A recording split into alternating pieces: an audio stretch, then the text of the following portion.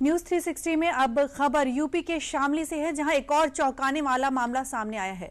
दरअसल शामली के मंदिर में 2 साल से बाबा बंगाली बनकर रह रहा मंदिर का पुजारी इमामुद्दीन अंसारी निकला, जिसके बाद पुलिस ने इमामुद्दीन अंसारी को गिरफ्तार कर लिया है। क्या है पूरा मामला, आइए आपको दिखाते हैं।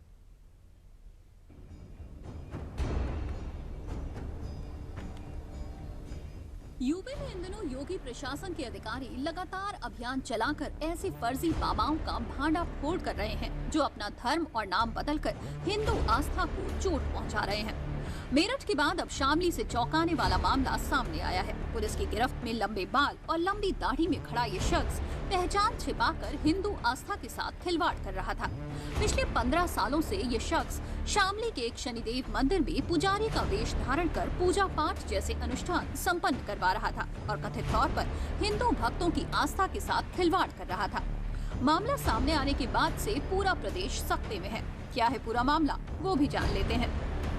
पूरा मामला शामली के थाना भवन क्षेत्र के मंटी हसनपुर गांव का है, जहां एक मुस्लिम शख्स अपना धर्म और नाम बदलकर पिछले 15 सालों से मंदिर का पुजारी बनकर रह रहा था। इसके लिए आरोपी ने ग्राम प्रधान से मंदिर के नाम पर जमीन ली और गांव वालों के चंदे के पैसे से उस जगह मंदिर का निर्माण करवाया और वहीं महात्मा बनकर रहने लगा।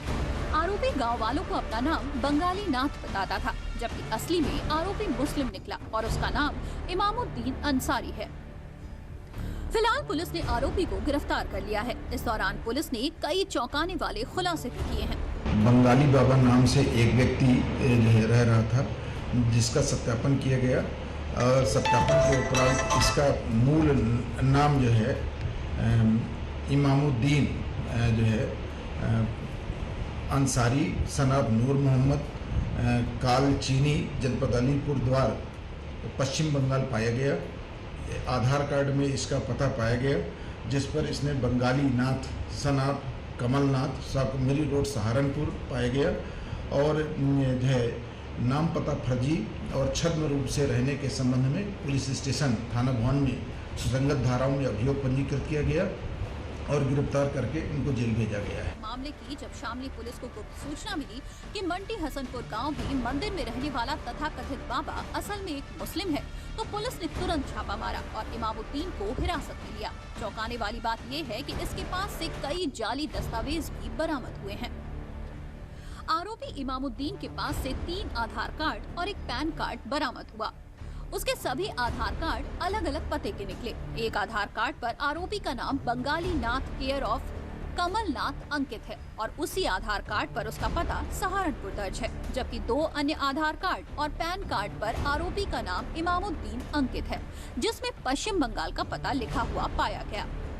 सत्यापन करने के उपरांत इनके पास जो है फर्जी आधार कार्ड वोटर कार्ड पाए गए।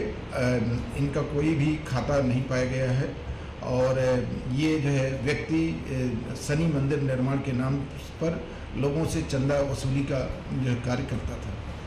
फिलहाल आरोपी को जाली दस्तावेज बनाने और धार्मिक भावनाओं को ठेस पहुंचाने के जुर्म में 14 दिन की न्यायिक हिरासत में भेज दिया गया है।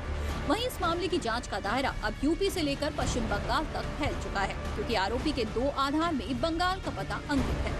लिहाजा जांच टीम को गहन छानबीन के लिए पश्चिम बंगाल रवाना कर दिया गया है। इसके अलावा पुलिस इस मामले में कई और पहलुओं पर भी जांच कर रही है। पुलिस को शक है कि कहीं आरोपी का कनेक्शन बांग्लादेश से तो नहीं है।